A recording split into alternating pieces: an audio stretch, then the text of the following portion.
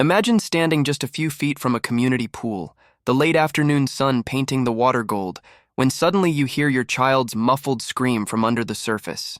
You look up, your chest tightens, and what you see makes your blood run cold.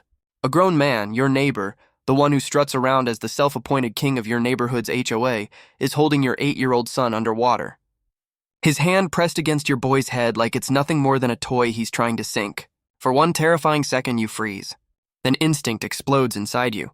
Rage, fear, desperation all crash together as you dive in, heart pounding, adrenaline surging. You rip your child from the water, his tiny body trembling, his lungs gasping desperately for air. And the man? He just sneers at you and says, maybe now he'll learn some respect. That was the moment I stopped being afraid. That was the moment I promised myself, this man is going down.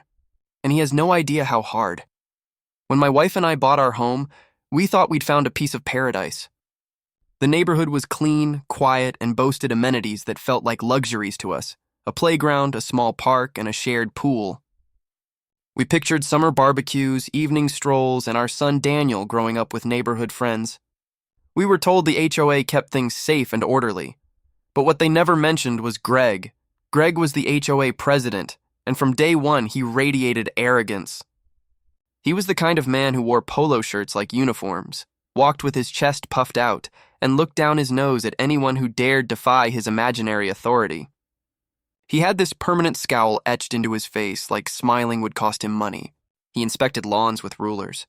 He slapped fines on families for having their trash cans visible for too long. He left passive-aggressive notes if a child left a bike near a garage. At first, we thought he was just annoying, a busybody with too much free time.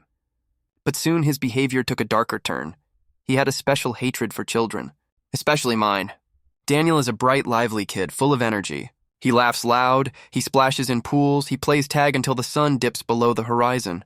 To Greg, that wasn't childhood, it was chaos. The first warning came one evening while I was mowing the lawn. Greg walked up, his arms crossed, his lips curling like he'd tasted something bitter. "You need to control your son," he said flatly. "He's loud, disrespectful, running wild." I remember laughing awkwardly, thinking it was just an old man grumbling.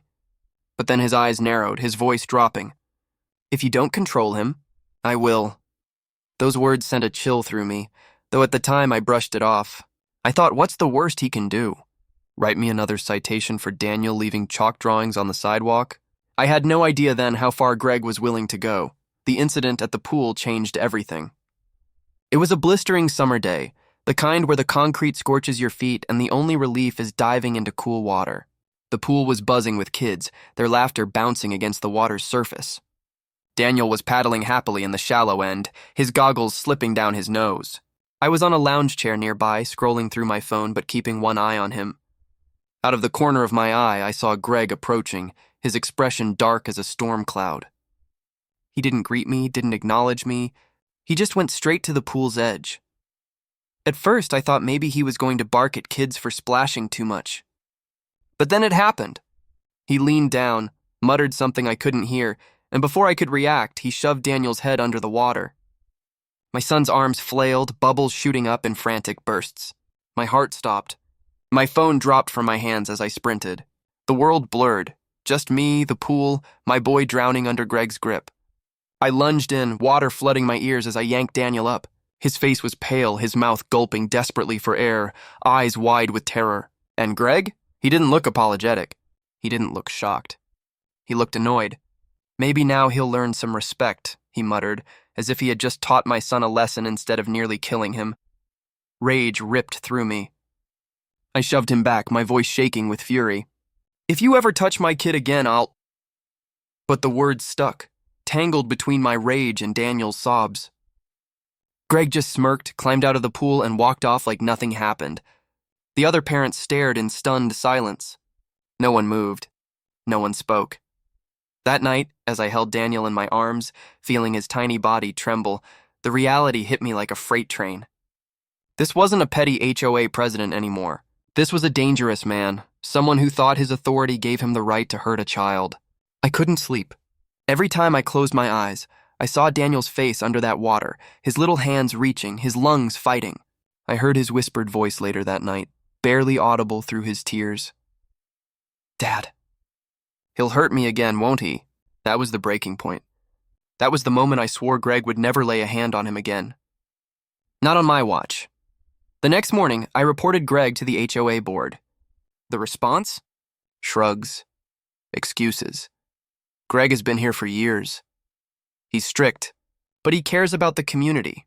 One member even said, "Maybe Daniel was being too rowdy."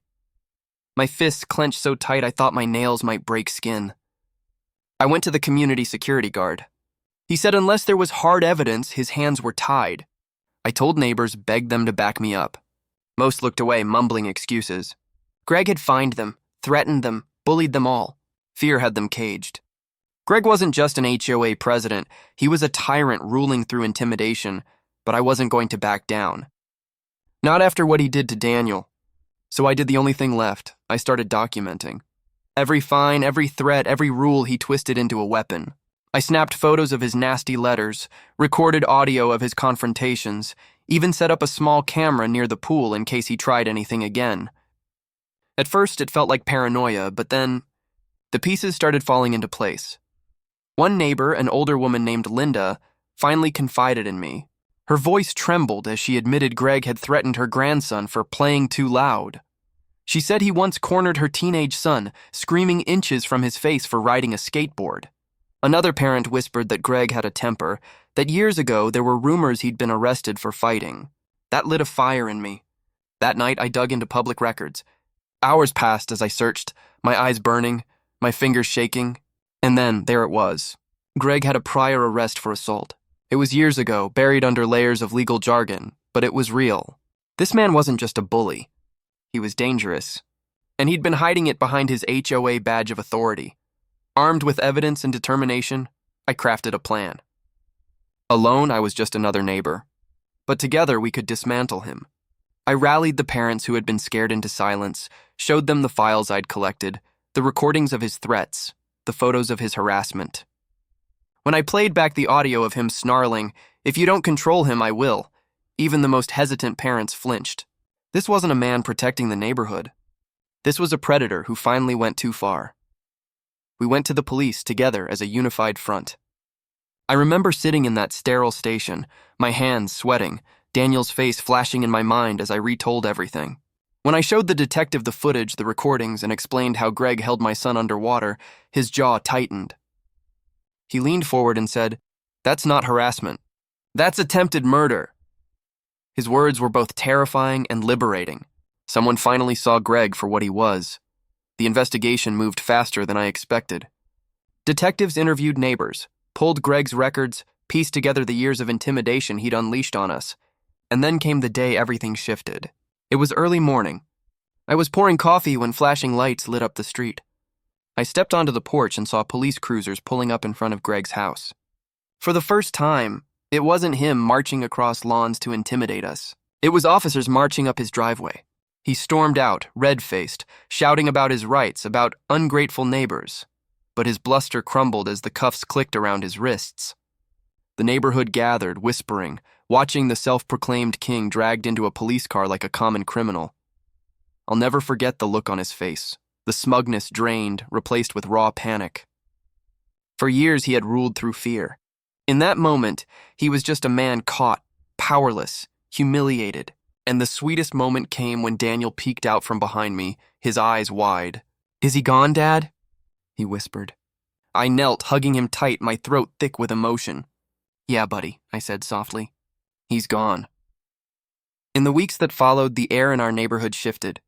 Parents let their kids play outside without fear. Laughter returned to the pool. The HOA board scrambled, apologizing, distancing themselves from Greg. It didn't matter. His reign was over. Justice had arrived, and this time it was permanent. Greg was charged with child endangerment, assault, and multiple counts of harassment.